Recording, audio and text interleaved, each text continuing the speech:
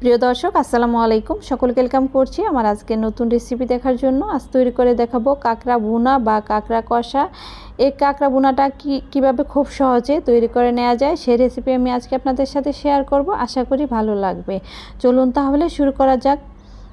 কাঁকড়া ভুনা করার জন্য এখানে আমি কিছু পরিমাণে কাঁকড়া নিয়ে নিয়েছি, আর কাঁকড়াগুলোকে আমি উপরের যেই শক্ত অংশটা সেটা ফেলে দিয়েছি, আর এখন আমি ফুলকোগুলো ফেলে দিচ্ছি। এক এক করে সবগুলো কাঁকড়া ফুলকো আমি এভাবে করে ফেলে দিচ্ছি, আর এখানে যে একটা পাট ছিল সে পাটটাও ফেলে দিয়েছি। এখন আমি সবগুলো ফুলকো পরিষ্কার করে নিয়েছি।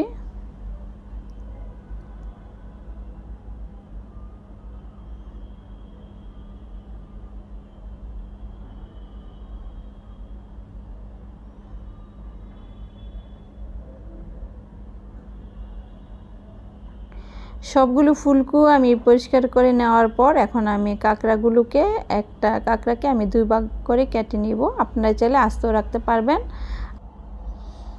কাঁকড়াগুলো একটু বড় সাইজ ছিল, সেজন্য আমি দুই পার্ট করে এভাবে কেটে নিয়েছি। সবগুলো আমি এভাবে করে কেটে নিব।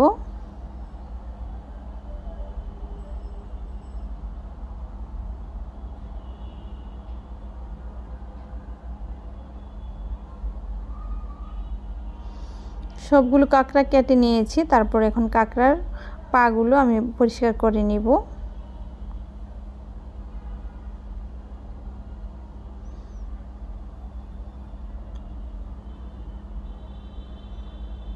কাঁকড়াগুলো তুলে নিচ্ছি, আর এখন আমি পাগুলো পরিষ্কার করে নিব। পায়ের ছোট পায়ের যে অংশের উপরের যে অংশটা সেটা আমি কেটে নিচ্ছি।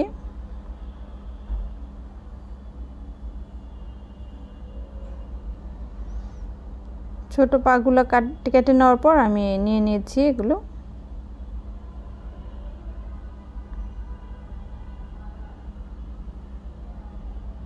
আর এই বড় পায়ের অংশগুলো আমি মাঝখান দিয়ে এভাবে করে একটু থেতলে নিব, এতে করে মশলা ঢুকবে।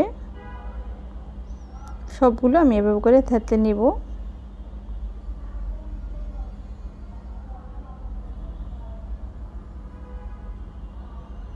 সবগুলো হয়ে গিয়েছে, এখন আমি পাত্রে তুলে নিচ্ছি। এই কাঁকড়াগুলোকে এখন আমি ভালোভাবে ধুয়ে নিব।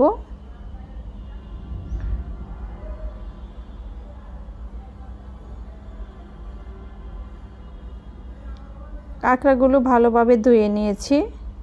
এখন আমি এখানে কিছু মশলা অ্যাড করব। এখানে দিয়ে দিচ্ছি সামান্য পরিমাণ লবণ আর সামান্য পরিমাণ হলুদ গুঁড়া দিয়ে দিচ্ছি। হলুদ আর লবণ দেওয়ার পর হাত দিয়ে মেখে নিব।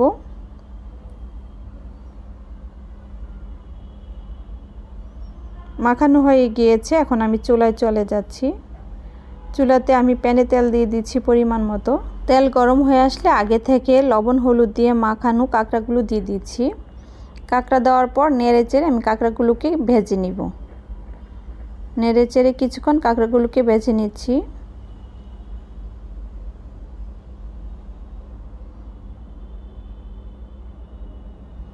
কাঁকড়াগুলো ভাজা হয়ে গিয়েছে, তুলে নিচ্ছি।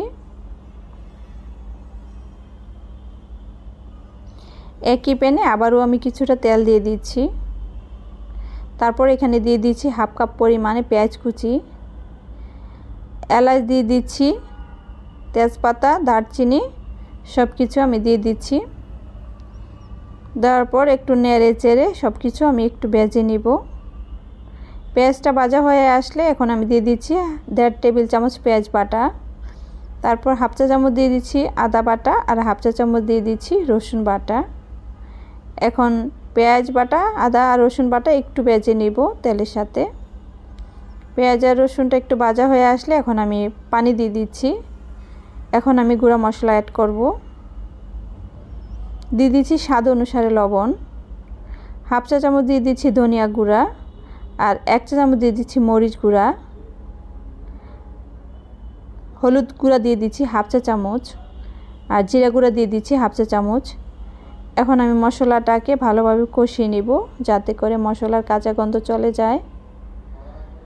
মশলা যখন ভালোভাবে কষানো হয়ে যাবে তখন আগে থেকে যে কাঁকড়াগুলো ভেজে রেখেছিলাম সেগুলো দিয়ে দিচ্ছি। কাঁকড়াগুলো দেওয়ার পর মশলার সাথে মিশিয়ে নিয়ে একটু ঢাকনা দিয়ে ঢেকে দিচ্ছি কাঁকড়াগুলো কষানোর জন্য। কিছুক্ষণ পর কাঁকড়াগুলো নেড়ে চেড়ে দিচ্ছি। কাঁকড়াগুলো আমার কষানো হয়ে গিয়েছে, একটু সময় নিয়ে কষিয়ে নিয়েছিলাম। এখন আমি সামান্য পরিমাণ পানি অ্যাড করে দিচ্ছি যাতে করে সব কিছু ভালোভাবে কুক হয়ে যায়। আবারও ঢেকে দিচ্ছি কিছুক্ষণের জন্য।